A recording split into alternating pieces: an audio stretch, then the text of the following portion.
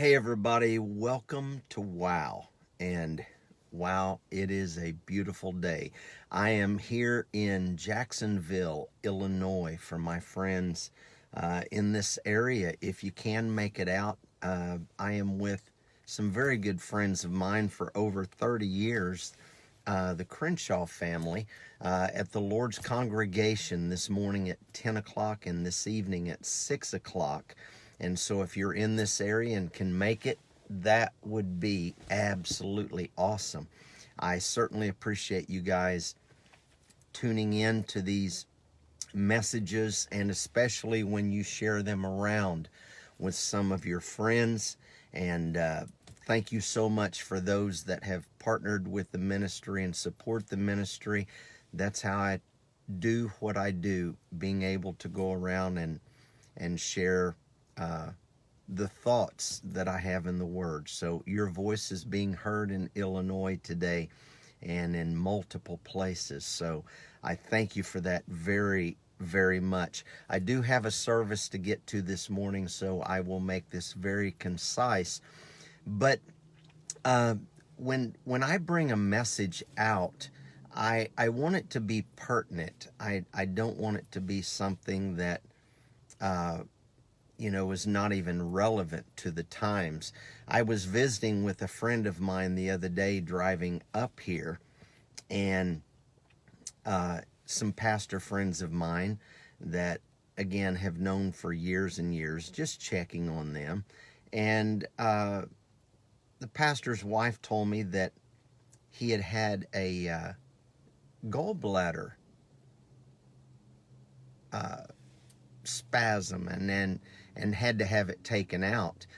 And his pain was in one area, but she began to tell me that for some years now, he had been feeling weak, having spells of feeling like he may faint, all those symptoms. But when he got to the hospital, the doctor removed the gallbladder, and sure enough, yes, it was definitely something that should have been done previously. And he said that would have caused those symptoms. And I began to think about that, and what is it that all these other symptoms are related to a pain that you don't even think about? And it's called psychogenics. I began to study that out. Psychogenics is when you have symptoms of a pain, but you really can't find the pain. It's like saying, oh, I've got a headache. Well, yeah, the reality is your head hurts, but the psychogenics is when you go back and realize, what did you go through that day that caused that headache? And so a lot of times we just treat the symptoms instead of the source. And that really began me on a journey that, how many people today, oh, I'm so frustrated here, I'm frustrated there, this is going wrong, that's going wrong. Just like my pastor friend, oh, my side is hurting, the pain is excruciating. But there were other symptoms, that was caused from that pain. And so what I want to deal with this morning is, what is the source of the pain? And if we can get rid of the source, we'll get rid of the symptoms that go along with it. And we are all familiar. If you've been around church at all, we are all very familiar with, I believe it's Romans the 8th chapter, around the 17th verse, when the Apostle Paul made the statement and said, we also share in his sufferings. And God help us, I did it too for years until I got curious about the truth beyond the translation. And so we thought, well, if I'm going through a hard time, Jesus went through a hard time, I'm going to suffer with Jesus, and then one day everything will be okay. But I began to look up that word that we share in his sufferings, and that word in the Greek is it doesn't mean a hill of beans uh, to a lot of people, nor should it. But the word is pasco. Pasco means to be affected by a thing. So we should be affected by what he did on the cross. So to share in his sufferings is to be affected by what he did on the cross. We ought to be affected that he who knew no sin became sin, that we might become the children of God.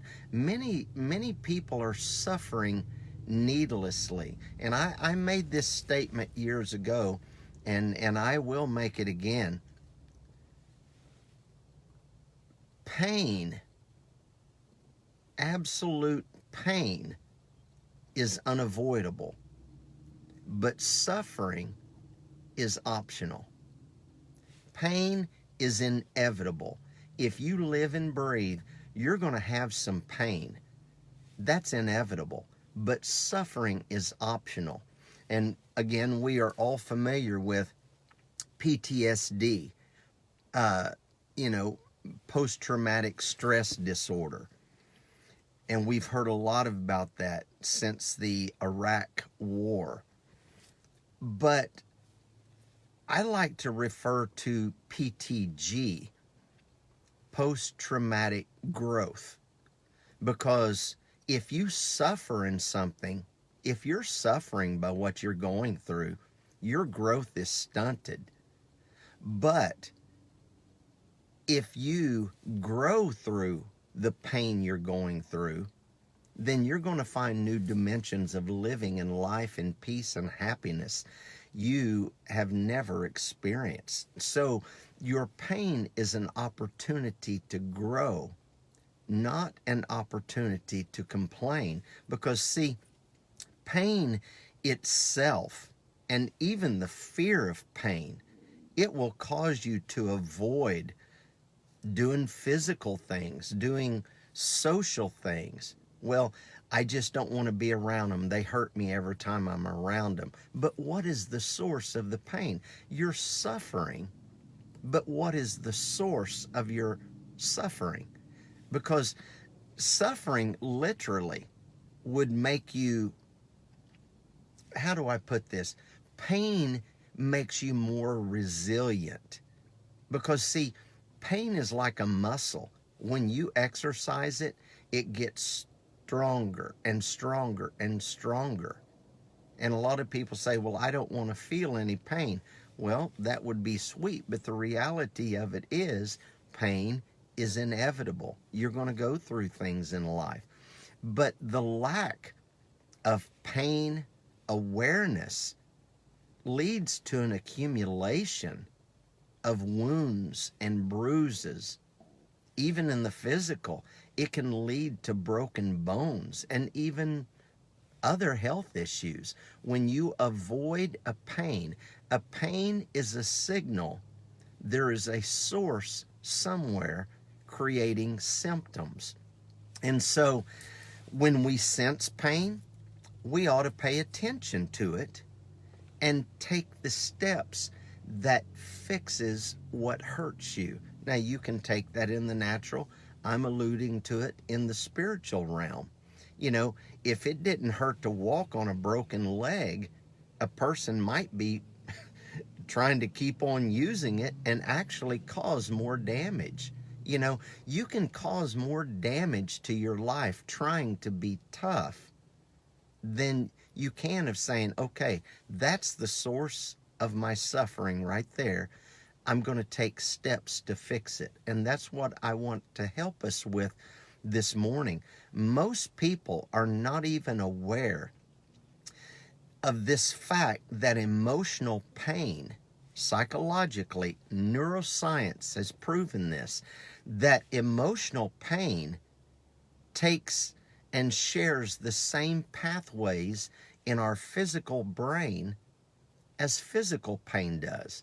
It's the same highway in your brain that emotional pain uses and physical pain uses. Emotional pain It's it's actually, now don't think I'm crazy, but emotional pain is actually highly beneficial if it's acknowledged and processed appropriately. If it's abhorred and allowed to fester, it'll lead to something much more excruciating than that pain was in the beginning. And how many of us just let things fester? We say it like this: I'm about to reach my boiling point. Well, why are we allowing ourselves to get to that point? Because, see, literally, pain is, it's the feeling of just discomfort. You have these emotions, you have these sensations, but suffering, well, Mark, how do I know if it's just a pain or if I'm suffering? Because if you're suffering, you're in denial, you begin to worry about it, you begin to regret, and I'm talking psychologically, you begin to get angry and indignant. You start complaining, and then you wrap it all up with self-pity. So if you walk in denial, you walk in worry, you walk in regret, you walk in anger and indignation, and you complain, and you desire pity, you're suffering. Sorry to tell you, but you are suffering if that is where you are. But there is a way out. Pain not addressed equals suffering. Don't let what you're going through fester, if you will. Go to the source of it, solve it, and move on. Don't let it be a post-traumatic stress disorder. Let it become post-traumatic growth. So, denying pain facilitates suffering. So when we read in Romans 8, what did I say, 17, that we share in his sufferings, no, we agree that we are affected by what he went through on the cross. And so, the Bible says that the Spirit itself bears witness with our spirit that we are the children of God. And if we are children, then we are heirs of God and joint heirs with Christ. So, if we suffer with him, if some people actually think going through a hard time is identifying with Jesus, and it's not. What it should have been translated, if we experience the sensation, the persecution, and the passion that Jesus did. Why did Jesus go through the cross? Because he knew the outcome was going to be greater than what he was going through at that moment. Do you see what you're going through as a loss or a gain? See, that's a big difference. And I hope you guys are staying with me on this. Because, again, you're all going to go through. I'm going to go through things that can cause you pain. But pain unaddressed creates suffering. So don't allow your pain to become a point of suffering where you start denying it, where you start worrying about it, you start regretting what you're going through. You get mad, you get angry, you get indignant. Because if you go through all those steps, pretty soon you're going to start needing pity. Well, how do I know I need pity? Because you're telling everybody about your pain. I have relatives that, this is going on, that's going on. Okay. I mean, it's not that I don't love them and don't want to hear it, but my God, what are we going to do to grow out of it? How many of us have been through things in life that should have emotionally tore us up? Well, Mark, I've been scarred. But do you realize a scar is proof of a healing. Okay? That's the reason when Jesus rose from the dead, he still has the scars in his hands, because it's proof he survived it.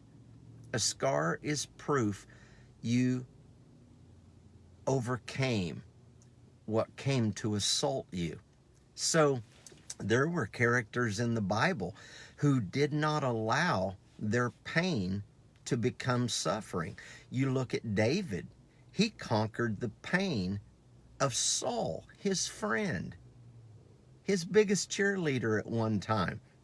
He conquered the pain of Saul chasing him, trying to kill him. How did he do it? Because he knew his destiny was the throne. If you don't know you can grow through the pain, you'll get stuck in your suffering. And Elijah conquered the pain of feeling like he was the only prophet that was left. Do you remember that? When he told God, I'm the only one here and I just want to die. He overcame that pain. Well, Mark, I feel bad I even have a pain. No, it's an opportunity to grow.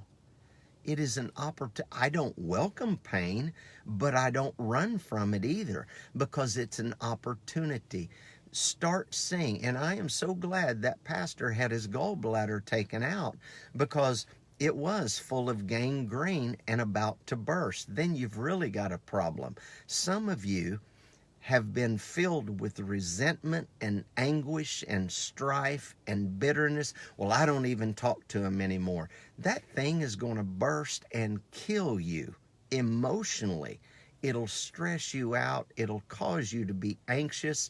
And eventually it's going to affect your body, your health. You know, that's not suffering with Christ. Identifying with his death is the suffering we should be affected by, identifying with it. You look at the Apostle Paul. He had the pain after he became a believer in Jesus. He had the pain of killing and incarcerating Christians, having them put to death. Because how did he overcome that pain? Because he knew his influence. You look at Peter. He overcame the pain of knowing he had denied Jesus, even to a woman, a little woman. When Jesus was being tried, Peter denied that he even knew Jesus. That caused a pain, but he overcame it because he knew his potential. Jesus had already told him. He said, you'll overcome this. You'll be sifted like wheat, but I've already prayed for you. So it's going to be okay. And I see you guys chiming in. Thank you so very much. So my question very expeditiously this morning is, how long are you going to let the pain of what you've been through stunt your growth of what you can become? Because only you, not God, not your pastor, not your friend, not your counselor, only you can make up your mind to stop the suffering. Stop denying that it happened. Stop worrying. Well, how do I know that I'm worrying about it, Mark? Because you're wondering what's going to go wrong next. You ever had one of those days? What's going to go wrong now? Get over the regret of what could have been, what might have been, what should have been. Look at the lives of David, Elijah, Saul of Tarsus, who became Paul the Apostle. Look at the life of Peter. Look at those lives and see how they overcame the pain and become people we still study after to this day. When you are long dead and gone, who can study your life and learn to grow through their pain because you left the example? Don't walk in the indignation. of being disrespected. How much do we hear that in our society today? This world is more filled with numbnuts today than I believe it ever has been in history. There's been a nut here and there over the centuries of time, even in America. But now it's like that mentality, and I love people, but there are some mentalities that can just drive you bonkers. And and how many people today, well, I get no respect. I get no respect. Well, if I have to have your respect to make me feel good, then I don't respect myself. So people that are crying out today, I get no respect, you don't acknowledge me, it's because they have no respect for themselves. Now, I know that's very blunt, it's very straight. I just turned 68 and I really have nothing to lose by being honest with you. But you're going to have to get over that. Well, they just disrespect me. Do you know your greatest way to demand respect is respect yourself enough to not pay attention to their disrespect? Now, I'm not talking about if you're a parent and have a child. You command respect. But driving down the highway, going to work, you know, we hear so much about, oh, they disrespected me. Come on, people. People that feel so disrespected is because they're suffering. They are suffering. Next time somebody says, oh, you disrespected me, man, I'm sorry for your suffering. I hope you grow, because you're still in a post-traumatic stress disorder, and you ought to be in a post-traumatic growth. Now, I'm just telling you how you can conquer you. Everybody do whatever you want to. It's not going to mess with me. But we need to get over this mentality. This is the reason this entitlement mentality has swept the world. I don't mean just the nation. It has swept the world, is because people think, well, I've been disrespected. Hear me. Start respecting yourself enough to recognize the pain and stop it before it becomes your suffering. No self-pity.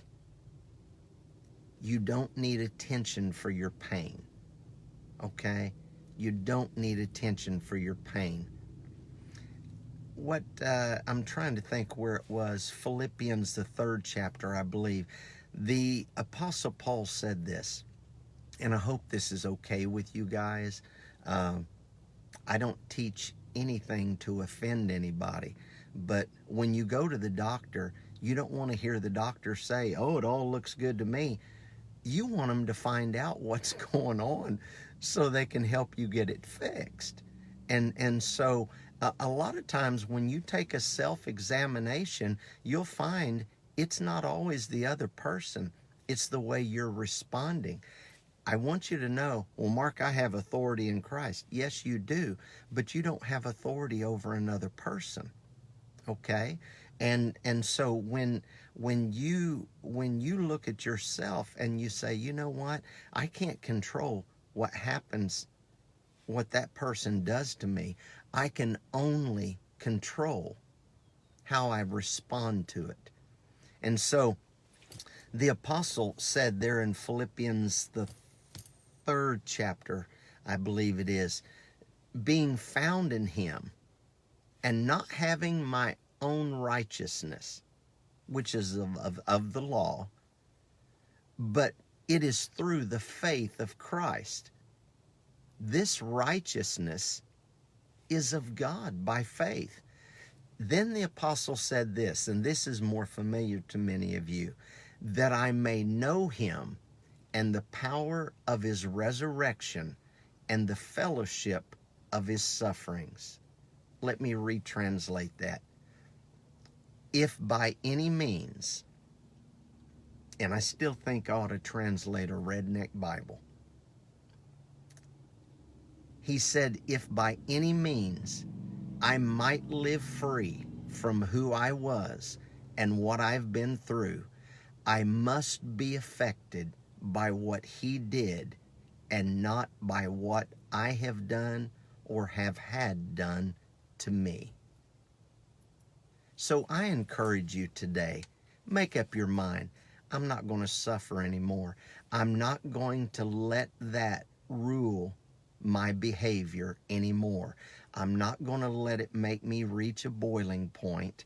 I'm not going to let that create a disrespected mentality in me. It's time to move on, people. It is time to move on. You know, everybody talks about, oh, COVID shut us down. COVID shut us down. Well, let me tell you, your suffering is shutting you down. Get over the ex-husband. Get over the ex-wife. Get over the ex-boss. Get over the ex-church. Get over the ex-this, the ex-that. Stop letting it, because what you focus on, you have made the Lord of your life. And he'll have no other gods above him. So stop making your pain your God, because you are identifying and being affected by what you've gone through. Yep, you went through it. Don't deny it. It happened. It's done. Now it's time to move on. So anyway, I hope that helps you today. And I highly encourage you that you just sit down. I mean, even if you have to, make a list. Yep, I'm not denying it. This person I avoid. That situation I avoid. This hurts me. That hurts. Go down and look at it. And then burn it. Just burn it. I recorded an album years ago called Burning Bridges. There are some bridges in your life. You're wondering why the enemy is always getting to you through that, because you've left that bridge called suffering. Stop denying it. Stop worrying about it. Stop regretting it. Stop being angry and indignant about it. Stop complaining about it. Stop desiring self-pity by telling other people about it. Let today be the first day of the rest of your life. Hey, I hope that helps you guys. I highly encourage you, if you can, go online and get the new series, Faith Works by Love. And I know it's going to be a big help for you. We'll send out a mass email here probably in the next week and reach those that don't watch this on Facebook.